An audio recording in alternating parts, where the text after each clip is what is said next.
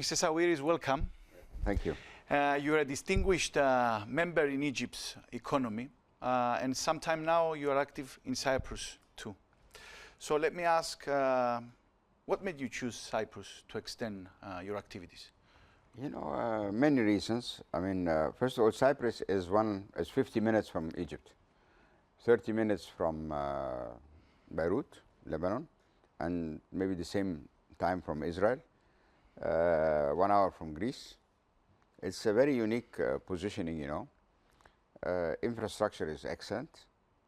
The people are very nice and welcoming. The weather is amazing. I don't see any reason why not to be in Cyprus, you know.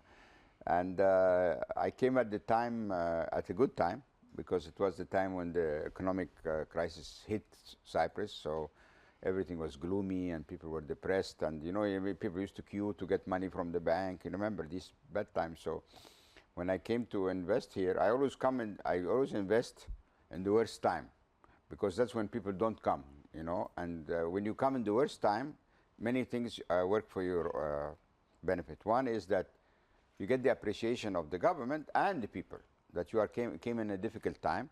Second, the government is more keen to have an investor because there are not many people standing in line to invest, so you have an easier entry.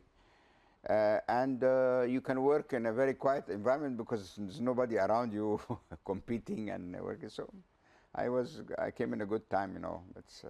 So you saw an opportunity in a difficult time, huh? Yes, I saw an opportunity in a difficult time, and also, you know, I cannot explain to you. Cyprus has it's a neutral country, you know. It's not in conflict with anyone. I mean, I know about the Turkish threats and like that, but this area is more or less a very quiet area, you know, and the weather is good all year long.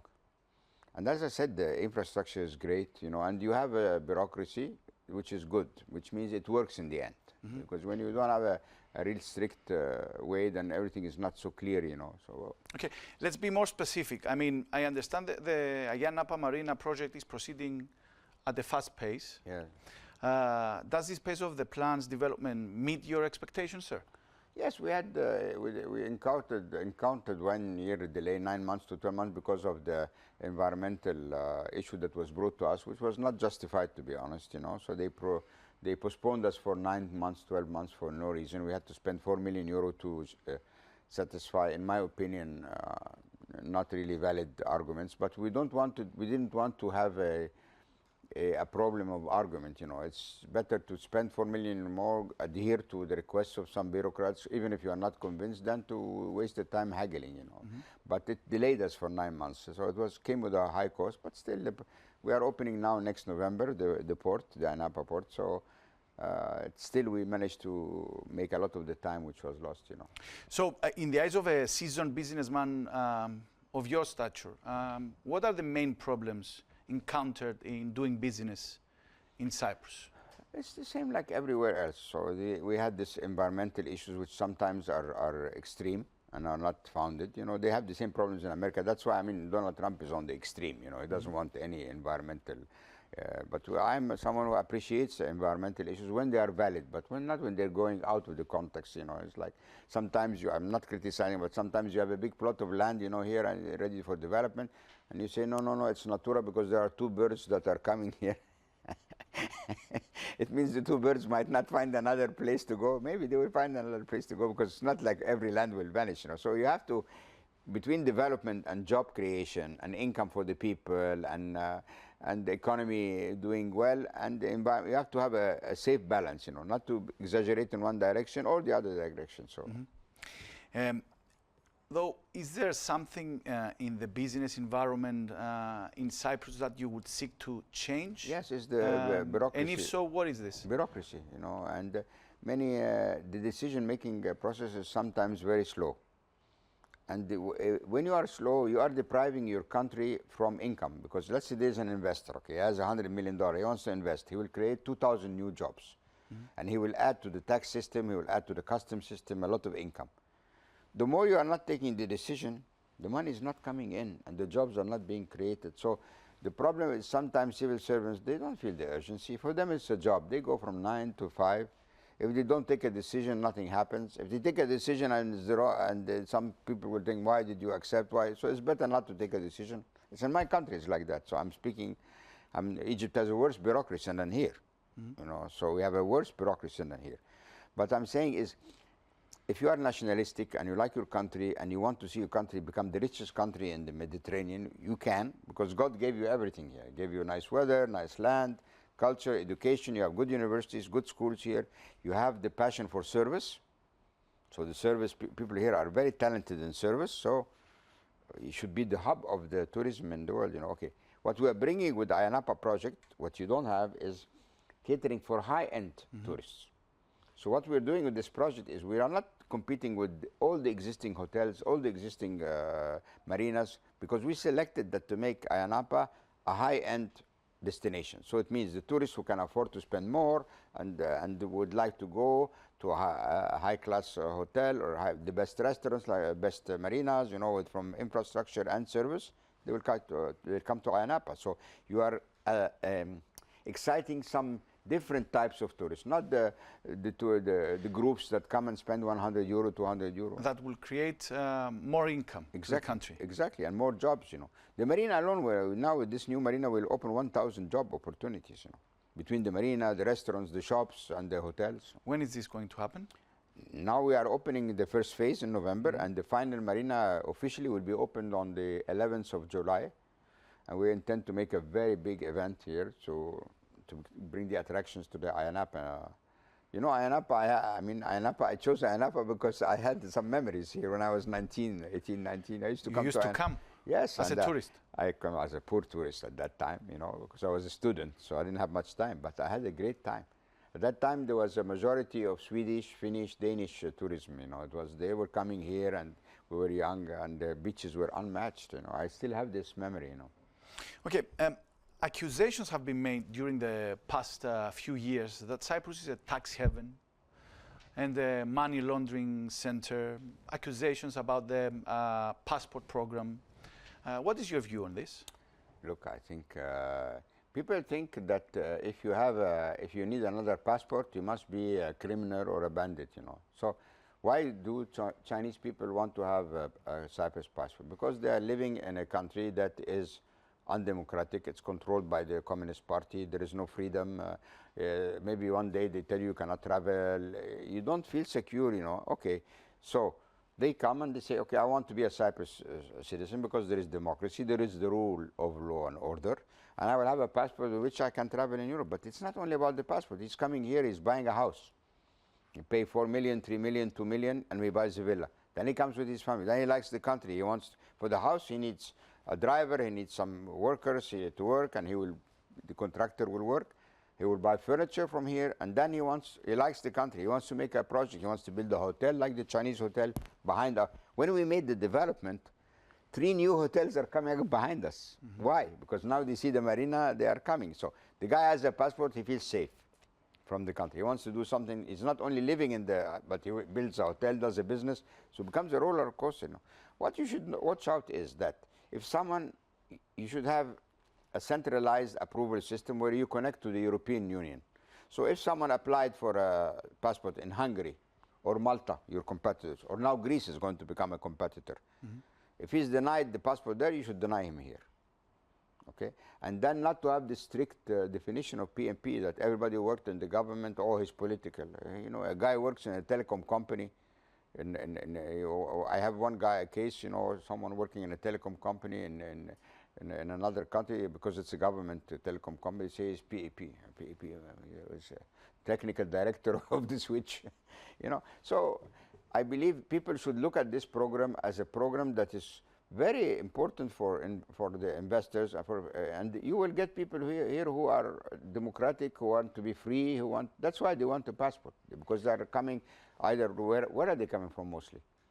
Russia, China, India, Middle Eastern countries. I will not name them, not to embarrass them. Okay, countries which are non-democratic and not free, where people don't feel I have a lot of money, like any Russian oligarch in Russia. He can be the richest man in Russia, but Putin can push one button and the next day, poof! So he can vanish, you know. So, of course, he wants to be in a country where he feels, okay, there is no politics. So the accusations come from competitors, you think, other countries? I think the accusations are coming from different people. People who are over nationalistic, but they are on no grounds. Because also you are a very small population, and actually you have a problem with this Turkish, I call it invasion, because even now they're stealing your gas, you know. So you better have some more people here, number one. Secondly, it's coming from competitive countries. In Malta, you don't even need to buy a house. You pay the check, you get the passport. Hungary is doing the same. Now Greece is going to compete. So, of course, if you have a successful program, they want to stop it, you know. And how many, you know how many people you added here since you started the program? Say a number. I know the numbers. What is the number? I think around 3,000. 3,000. So you are a country now of, originally you were like 2 million or 3 million. 3,000 is not, it's like 0.0001 and 3,000 millionaires. I'm sorry for the word, man. 3,000 millionaires, the most probably they will pay taxes and customs, and they will create more than the 0.001% they represent. You know. So there are not any The gray, most important there thing are is not any gray areas. don't allow a criminal. Don't allow someone with a bad reputation. That was I was talking about. This is the important, to make a check. You know. Now today in Google, look, it's very easy. Today, you Google me. Okay, you will hear only good things. Okay, you might hear bad things from religious fanatic groups, who, because I'm Christian and you know, I say my opinion. I don't care about your religion as long as you respect my religion. If you're not going to respect my religion, I'm not going to respect you, but I'm going to respect your religion still. You know, it's a big difference. You know, so you might hear something bad, but everything is transparent. If I had any judgment in my life, it will be in the internet. It will be on the internet. Okay, I know that you're very interested in politics. So let me ask you about the geopolitical map of our area. It's soon becoming a zone of conflict and international friction. Not only that. Do you have any suspicion that this will result in changes in the political geography of the oil-rich East Mediterranean and maybe Egypt also? Yes, because, look, first, let's look at the global world. Yes. So today, every major leader wants to build an empire. So you have the Russian Empire coming back now to be in balance to the United States. You have the Chinese now trying to build their own empire with the economic strengths they have, and the president there is staying for life, and he's saying, "I'm here," and people can speak what they only they want them to speak, and hear and see what they only want them to hear and see. Okay, then you go to India; they also want to become an empire, and then you have Mr. Ottoman Empire. You know, and you can see the behavior, the palace for $1 billion palace, you know, and then coming to steal your gas now and to provoke something, you know, and the world. What is the world doing? Zero, nothing. All these major players, people watch what they are doing, and they don't even react. You know, so tomorrow the Turkish army wants to move into Syria. Mr. Trump, which is another disaster we have, is saying, okay, you can go, we are leaving. You are leaving the people from the Kurdish, the people who helped you fight ISIS and draw ISIS out of Syria. Now you are leaving them like that, you know, and you say, so the other problem we have these leaders today. We are living in a very crazy world. So we have crazy leaders. We have a guy like Mr. Trump in America. We have a guy like Boris Johnson in England. We have comedians now that become in Italy the biggest head of the one of the Italian parties, and the president of Ukraine now. But at least he's a good guy, you know. So because he's educated, you know, it's important, you know. But what I mean is, we're living in an environment that, you know, you have this guy Erdogan, this building this and bullying everybody, and you know, and buying the rockets from Russia and doing this with America, and everybody's getting away with the crazy stuff they're doing. So let me ask you something. For example, now you are watching. Imagine you are watching. You live in the house here, and your neighbor is stealing your house, and you are watching him. What does it make you feel? Looking at this excavation ship now with the Turkish flag, big Turkish flag. Anger.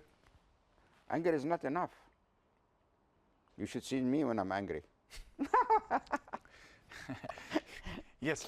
Okay. So Egypt is not affected by the turmoil in the No, area. it's affected very much. You know, look, all the enemies of Egypt, all the Muslim Brotherhood extremists. So forces, what they may live be in the Turkey. They live prospects in Turkey now. for political stability in Egypt? There has to be a regime change in Turkey. There has to more sense. Turkey has a lot of good politicians. Now, the only hope in Turkey that some of these logical, good politicians come back and unite. And now there is talk in Turkey about, you know, the president and Mr. Ogulu and a group of reasonable politicians who say that this is not the right path and they are going to unite. And do you expect any change, maybe in the government in your country? in our country, it's not a problem about government or a change. Or like we need to change the way we are managed. You know, so we need more freedom. We need more private sector involvement. Yeah, but if Egypt is a major player in the area, how could Egypt affect developments in that area? I think that this bilateral agreement now between Egypt and Greece and Cyprus is very important. Is there any substance in it? This is the problem. You know, the politicians, the mistake they make, they meet alone and they sign agreements alone. And then when they come to the operational people who should like really implement these agreements, they are not part of this. So there's not any implementation? I don't know. I don't sit with them. But I'm saying is that could have a bigger effect. Imagine if these leaders, when they meet, they gather the business people from Greece, the business people from Egypt, and the business people from Cyprus, and you say, okay, how can we make these agreements evolve into a big economical boom for the region? And we all are on the right track because, you know, the empire, the Turkish empire, he was an occupier in the old history, so nobody wants them back. You understand? So we have a right to, and where he's threatening everybody like that, we have a right to be together. But we need to implement this into real action. You know, people, when we read in the, what do you feel when you read in the newspaper? Oh, they are making these meetings, one meeting after the meeting, and then what? Where I cannot see gas or oil or benzene coming out or something. Actually, let me be honest, in the last days, I'm looking for our friends, for Cyprus friends, to come and back up our... Yes, they need to do that, but also the Europeans. Where are the Europeans? True. You know, you gave the concession where the Turkish ship is now exploring, you gave it to the French company. And to the Italians. And to the Italians, thinking or hoping that when someone will come and steal the gas, they will come and protect it. And protect their own concession. Where are they? You should have hot-blooded persons like us, you know, like me. If this is my concession, this boat will not stay 24 hours there. If it was my concession. So maybe you should run for Egypt's presidency. No. Thank you. No. You don't have any. No. I would run for Cyprus presidency. It's much easier after your interview, maybe. So, are there any measures or policies do you think will be required and be effective in checking Turkish aggressive policy? You need to be loud.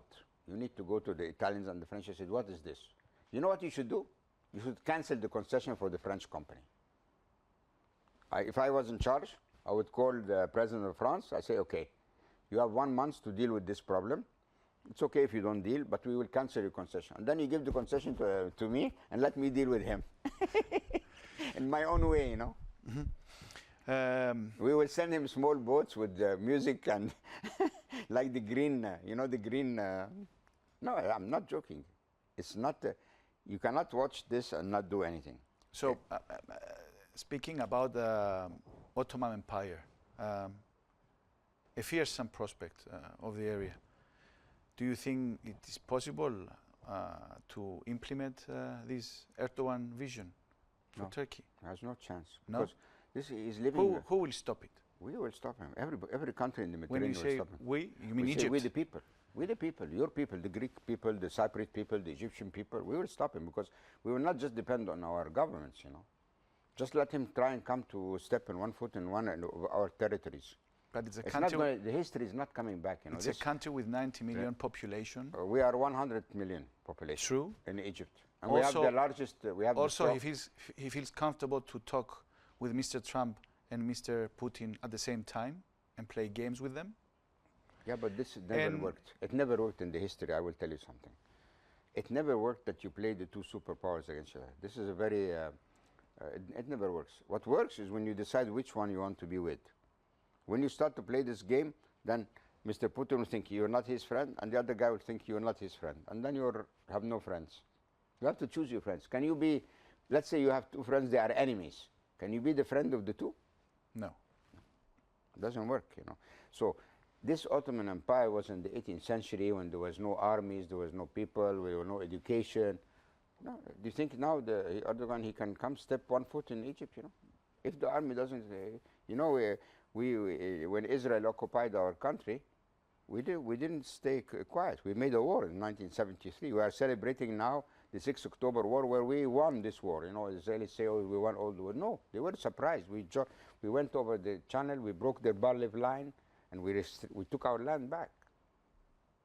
But only by force, you know. So this, let's say, mentality of occupation, what do you call them, the colonialism, is finished. This was history, you know. It was history, and it can never come back. You know. Imagine now, look what Saddam Hussein, when he decided to be a colonial and he moved into Kuwait. What happened? He's not there anymore. He was gone. Will not work. Okay, I would like one last message from you to the Cypriot people that are watching us now. I want to give a nice message, because now I hate their blood with this talk, so I have to give a nice message. You are very nice people. I'm very honored to be in your country. I feel like one of yours, you know. And you're here to stay. And I'm here to stay forever. And if you help me with your bureaucrats, I will stay here and I will reinvest all the money back into this country, because... do you have plans for other investors? Yes, we want to do a lot. Also? You know, we just need to feel that the government is really supporting us and is going to solve some of the issues we have, so we can invest more and more and more. This can be the biggest tourism hub in the whole Mediterranean. We need to attract new kinds of tourists. You need a landmark here. I'm trying to put one statue of 20-meter height by Kostis, the Greek artist, very famous one, because we need a landmark so people, when they come to see it, it's a statue with a hand like this, open, welcoming people when they come from the sea. So we need to do stuff like that, exciting stuff. You know. But you have all the ingredients to succeed. Good education, good infrastructure, streets, autobahn, telecommunication, administration, democracy, courts, good courts. If I have a problem, I can go to a court. That's what an investor wants, you know. So God bless your country, and I'm very honored to be here. Thank you very much for a very interesting interview. Thank you very much.